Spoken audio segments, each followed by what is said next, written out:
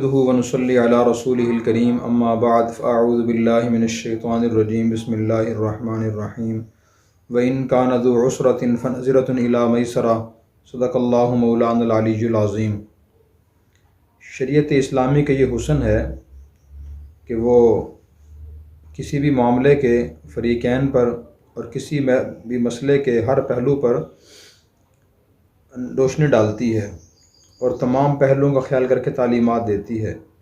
جیسے شریعت نے مقروض یعنی قرض دار کو یہ تاکید فرمائی ہے کہ وہ اپنا قرضہ جلدی ادا کرنے کی کوشش کرے، اسی طرح جو قرض خواہ ہے جس نے قرض دیا تھا اس کو بھی کچھ تعلیمات دی ہیں۔ ان میں سے ایک بڑی اہم تعلیم یہ دی ہے جو سورہ بقرہ کی آیت نمبر 280 میں ہے۔ اللہ تعالیٰ نے ارشاد فرمایا وَإِن كَانَ ذُو عُسْرَةٍ فَنَظِرَةٌ إِلَىٰ مَيْسَرَةٍ، اگر مقروض یعنی قرض دار تنگ دست ہو تو آسانی ہونے تک اسے مہلت دی جائے۔ اور یہ اللہ کا حکم ہے اور اللہ تعالیٰ کی طرف سے ایک طرح سے قرض خواہ سے اللہ تعالیٰ مقروض کی سفارش فرما رہے ہیں اسے مہلت دے۔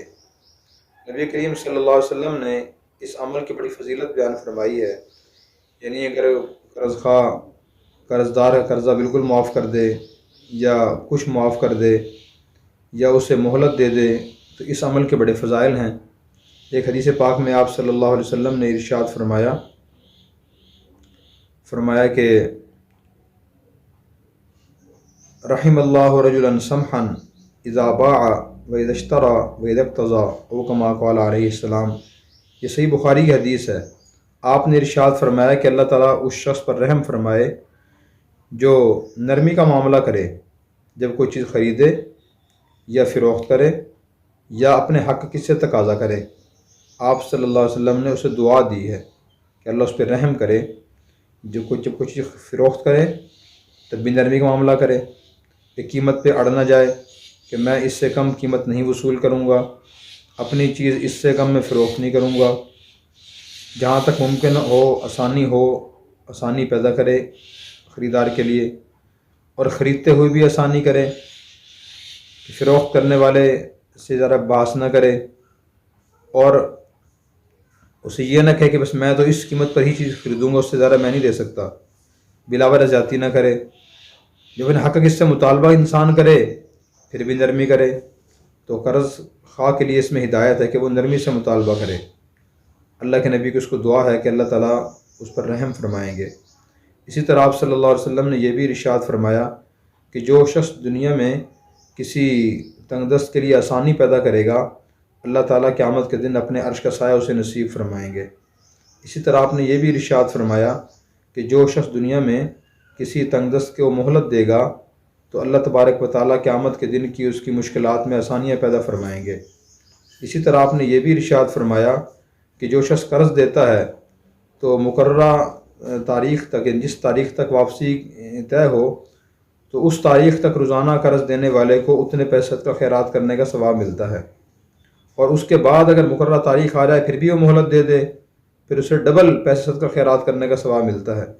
مثلاً ایک شخص نے کسی کو 1000 روپیہ قرض دیا اور یکم تاریخ کو دیا، اور لینے والے نے یہ کہا کہ میں 10 تاریخ کو یہ 1000 روپیہ آپ کو واپس کر دوں گا، تو جس نے دیا ہے اسے 10 تاریخ تک روزانہ 1000 روپیہ صدقہ خیرات کرنے کا ثواب ملے گا۔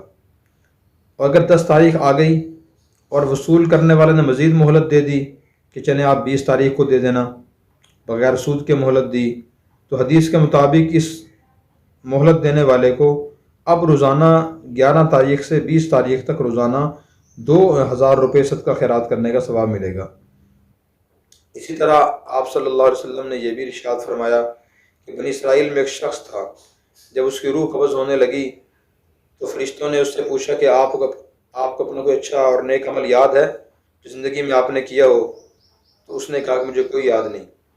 فرشتوں نے دوبارہ پوچھا کہ نہیں آپ سوچیں کوئی عمل آپ کو یاد ہو؟ تو اس نے کہا جی ایک عمل تو یاد ہے، میں دنیا میں تجارت کرتا تھا اور میں تنگ دست آدمی کو مہلت دیتا تھا اور بعض دفعوں سے قرض معاف بھی کر دیا کرتا تھا، اور جو خوشحال آدمی ہوتا تھا اس میں مہلت دے دیا کرتا تھا کہ آپ چلے میرا فی الحال نہیں بعد میں ادا کر دیں۔ تو اللہ تعالیٰ نے فرشتوں سے فرمایا کہ اسے کہو جیسے تم میرے بندوں کو معاف کرتے رہے آج ہم نے بھی تمہیں معاف کر دیا۔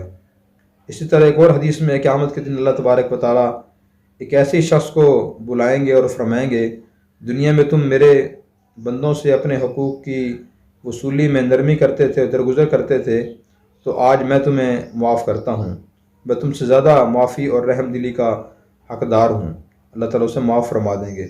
تو اگر آپ کوئی مقروض، آپ کوئی قرض دار تنگ دست ہے اور آپ کو واقعی معلوم ہے اس کے پاس پیسے نہیں ہیں، تو اسے بلا پریشان نہ کیجیے، اسے تنگ نہ کیجیے۔ جب اس کے پاس ہیں ہی نہیں تو وہ بیچارہ کہاں سے دے گا؟ اور اگر آپ کو اللہ تعالیٰ نے بہت زیادہ خوشحالی عطا فرمائی ہے اور آپ چند ہزار یا چند لاکھ روپے معاف بھی کر سکتے ہیں، تو آپ کو فرق نہیں پڑتا، آپ کو معاف کر دینا چاہیے۔ معاف کرنا کی ترغیب ہے، اور اپنا حق وصول کرنا کوئی شرعی لحاظ سے فرض نہیں ہوتا، واجب نہیں ہوتا، سنت نہیں ہوتا۔ اگر آپ نے کسی کو قرض دیا ہے تو وصول کرنا لازمی ہے، اگر آپ نہیں وصول کریں گے تو آپ اللہ کے ہاں گناہ گار ہوں گے، فرض چھوٹ جائے گا، واجب چھوٹ جائے گا، ایسی کوئی بات نہیں ہے۔ معاف کرنے کی ترغیب ہے۔ اگر آدمی معاف نہ کر سکے تو کم از کم مہلت دے دے، جب آسانی ہو پھر آپ دے دیں۔ خصوصاً اپنے رشتہ داروں کو، بہن بھائیوں کو، اپنے محسنوں کو، مسلمانوں کو خاص طور پر، اور خاص طور پر تنگ دست کو مہلت دینی چاہیے، یا کچھ نہ کچھ معاف کر دینا چاہیے کہ چلیں آپ پورا قرض ادا نہیں کر سکتے تو آپ جتنا ادا کر سکتے ہیں وہ ادا کر دیں، میں آدھا آپ کو معاف کرتا ہوں، تیسرا حصہ معاف کرتا ہوں۔ زندگی میں جب آسانی ہو آپ ادا کر دینا، یہ رحم دلی کا تقاضا ہے، اور انبیاء علیہ السلام کو یہی طریقہ ہوتا تھا۔ اس لیے ہمیں بھی چاہیے کہ ہم بھی انبیاء علیہ السلام والے اخلاق اپنائیں۔ اللہ تعالیٰ ہمیں اس پہلو پر بھی غور کر کے عمل کرنے کی توفیق عطا فرمائے۔ Subscribe now and press the bell icon. Never miss an update.